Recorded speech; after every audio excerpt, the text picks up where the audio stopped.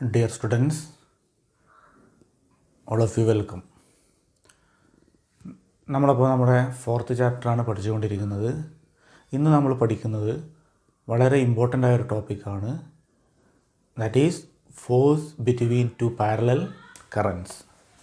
So our topic is force between two parallel currents.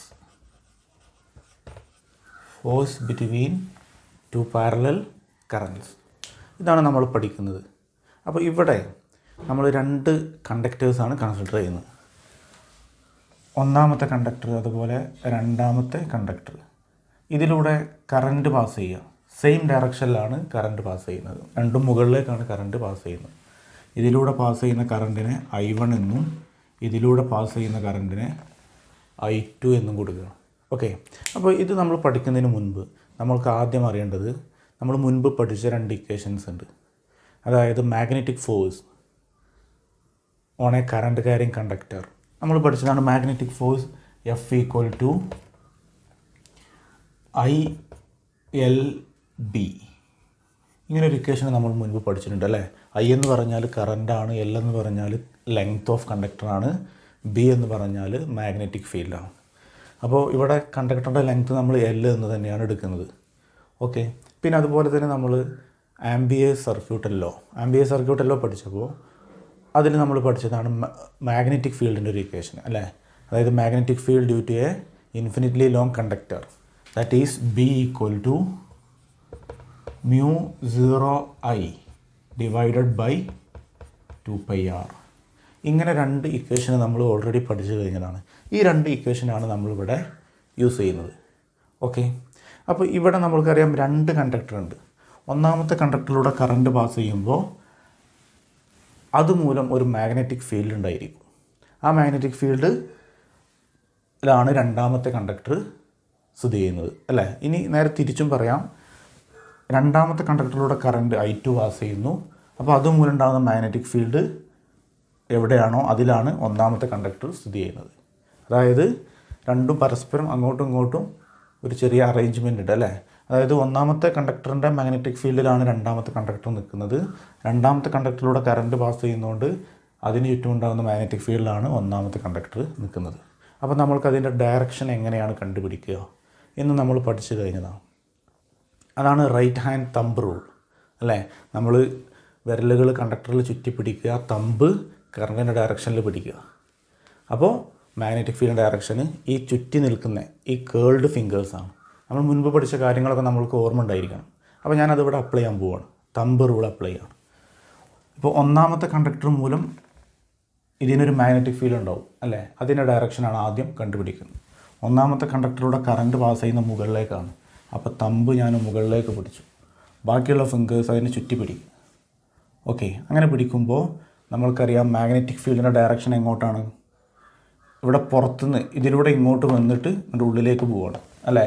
അപ്പോൾ ഇവിടെ നമ്മൾക്ക് എന്ത് ചെയ്യാം, അതിൻ്റെ ഡയറക്ഷന്, ഇതിൻ്റെ മാഗ്നറ്റിക് ഫീൽഡിൻ്റെ ഡയറക്ഷന് എനിക്ക് രണ്ട് സൈഡിലും രണ്ട് രീതിയിൽ വരക്കാം. ഇതിന് ചുറ്റും കൊടുക്കുന്ന സമയത്ത് നമ്മളിങ്ങനെ സങ്കല്പിക്കുകയാണ്. അപ്പോൾ ഇതാണ് കണ്ടക്ടർ, കറണ്ട് മുകളിലേക്കാണ്. അപ്പോൾ കറണ്ടിൻ്റെ തമ്പ് മുകളിലേക്ക് പിടിച്ചു, ബാക്കിയുള്ള ഫിംഗേഴ്സ് അതിന് ചുറ്റി നിൽക്കുകയാണ്.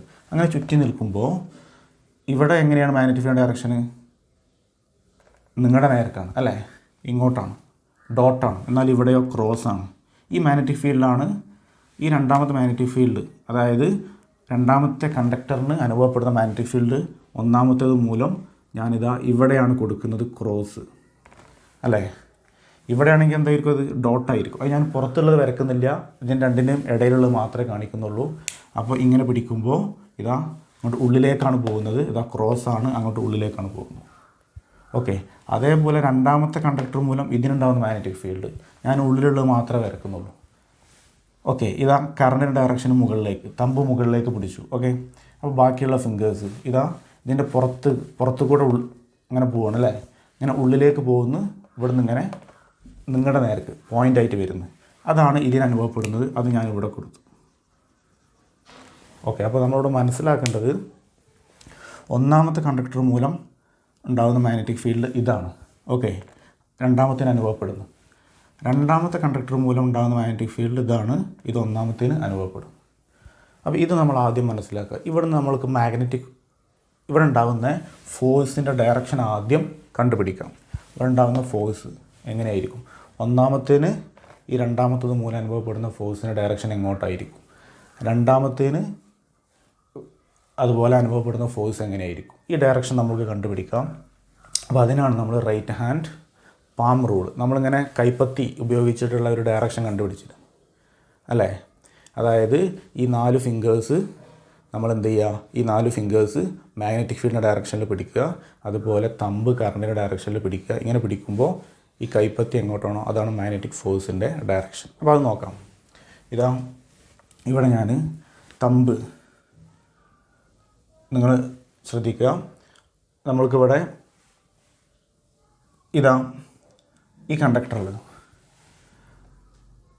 ഇവിടെ മാഗ്നറ്റിക് ഫീൽഡിൻ്റെ ഡയറക്ഷൻ എങ്ങോട്ടാണ്?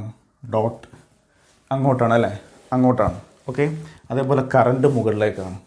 മാഗ്നറ്റിക് ഫീൽഡ് ഡോട്ട് ആയതുകൊണ്ട് ഈ ഒന്നാമത്തേന് അനുഭവപ്പെടുന്ന മാഗ്നറ്റിക് ഫീൽഡ്, ഇതുമൂലം അനുഭവപ്പെടുന്ന മാഗ്നറ്റിക് ഫീൽഡ് അങ്ങോട്ടാണ്.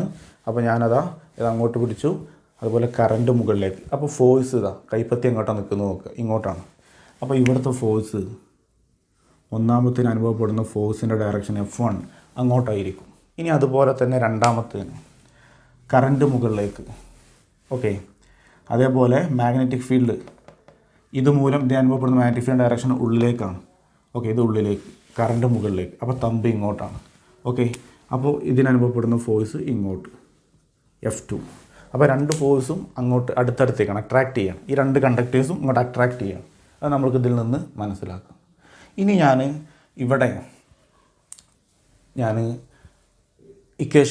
ഈ ഇക്വേഷൻസ് അപ്ലൈ ചെയ്യാം.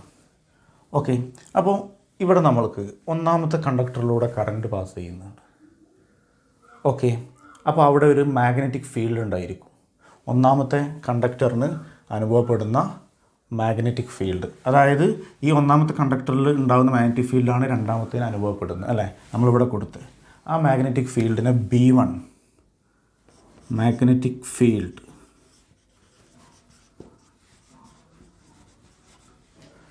B1 ഈക്വൽ ടു, നമ്മൾ മാഗ്നറ്റിക് ഫീൽഡിൻ്റെ ഇക്വേഷൻ എന്ത് പഠിച്ചു?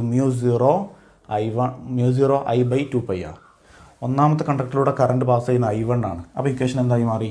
μ0I1/2πr.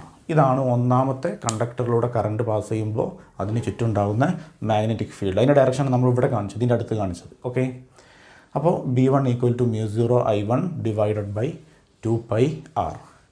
ഓക്കെ, അതാണ് നമ്മളിതാ ഇവിടെ കാണിച്ചിട്ടുള്ള ഈ മാഗ്നറ്റിക് ഫീൽഡ്. ഓക്കെ, ഇതുമൂലം ഉണ്ടാകുന്ന B1 എന്ന മാഗ്നറ്റിക് ഫീൽഡ് ഡയറക്ഷനാണിത്, അതാണ് ഇവിടെ കാണിച്ചിട്ടുള്ളത്. ഇനി നമ്മൾക്കറിയാം ഇവിടെ ഒരു ഫോഴ്സ് അനുഭവപ്പെടുന്നുണ്ട് അല്ലേ, F2. നമ്മൾ F1 കൊടുക്കുക. Okay, force, magnetic force.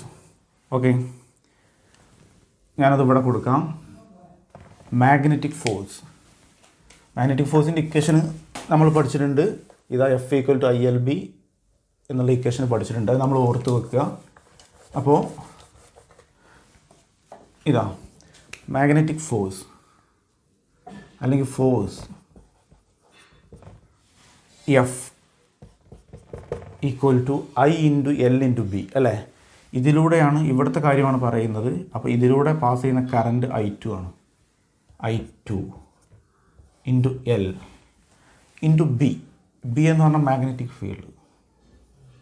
ഈ മാഗ്നറ്റിക് ഫീൽഡ് എന്ന് പറഞ്ഞാൽ ഞാൻ പറഞ്ഞു ഒന്നാമത്തെ കണ്ടക്ടർ മൂലം ഇതിനനുഭവപ്പെടുന്നതാണ്. അപ്പോൾ B1 എന്ന് കൊടുക്കാം. Okay, that is equal to, ഇനി ഞാൻ ഈ ഇക്വേഷൻ ഒന്ന് അറേഞ്ച് ചെയ്യാം. അപ്പോൾ അതിന് മുൻപ് ഇത് F ഈക്വൽ ടു I2LB1. ഇതാണ് L ലെങ്ത്തുള്ള കണ്ടക്ടറിലൂടെ പാസ് ചെയ്യുന്ന കറണ്ട്. Therefore ഫോഴ്സ് നമ്മളിവിടെ കണ്ടുപിടിക്കാൻ പോകുന്നത് ഫോഴ്സ് പെർ യൂണിറ്റ് ലെങ്ത് ആണ്. Therefore force per unit length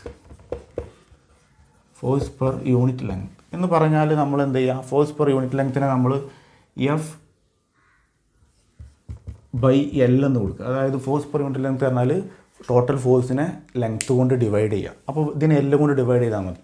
അപ്പോൾ നമ്മൾക്ക് എഫ് ഈക്വൽ ടു എന്ത് എഴുതാം?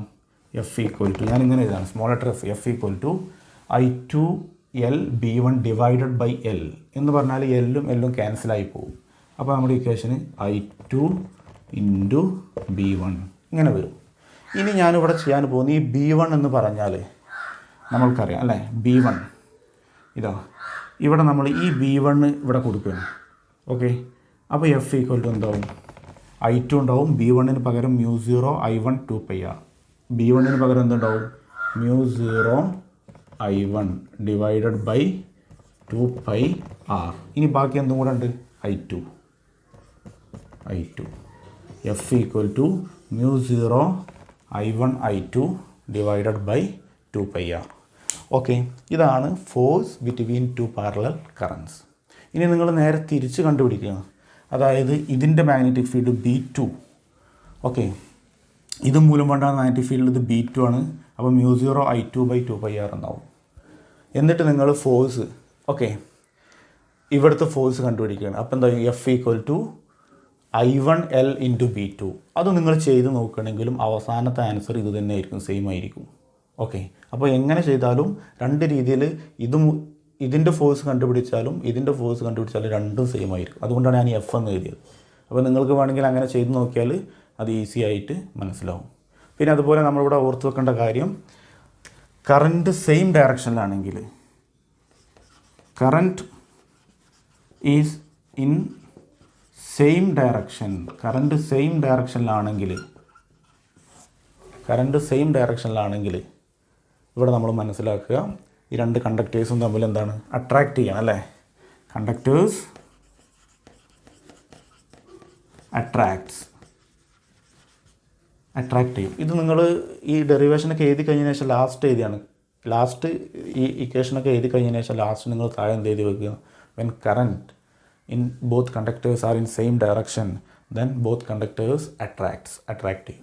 ഇനി നമ്മൾ നോക്കുക, കറണ്ട് ഇൻ ഓപ്പോസിറ്റ് ഡയറക്ഷനിലാണെങ്കിലോ, ഇവിടെ കറണ്ട് മുകളിലേക്ക്, അതേപോലെ ഇവിടെ കറണ്ട് താഴേക്ക്, ഇങ്ങനെ വരികയാണെങ്കിൽ I1 മുകളിലേക്കും I2 താഴേക്കും. അപ്പോൾ നമ്മൾ ആദ്യം മാഗ്നറ്റിക് ഫീൽഡ് നോക്കുക. ഇതേപോലെ തന്നെ ഇത് മൂലം ഉണ്ടാകുന്ന മാഗ്നറ്റിക് ഫീൽഡ് അല്ലേ, മാഗ്നറ്റിക് ഫീൽഡ് നമ്മൾ നേരത്തെ കാണിച്ച പോലെ തന്നെ എന്തായിരിക്കും? ക്രോസ് ആയിരിക്കും.